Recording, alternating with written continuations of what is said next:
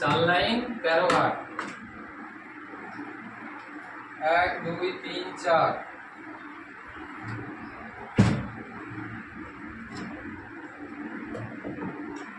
এখানে স্কেলটা দেখো, দেখুন এখানে এফ শার্প, জি শার্প, এ শার্প, বি সি শার্প, এখানে আপনারা স্কেল পেয়ে যাবেন। আর যদি এটা 9 ঘাট হতো তাহলে এটা জি শার্প থেকে শুরু হতো, আর এটা শুরু হয়েছে এফ শার্প থেকে, মানে এটা 13 ঘাট 4 লাইন হারমোনিয়াম। আর এখানে চাবিতে স্ক্রু লাগানো আছে, এটা একটা নতুন ডিজাইন। আর হারমোনিয়ামটা সামনের দিকটা দেখুন,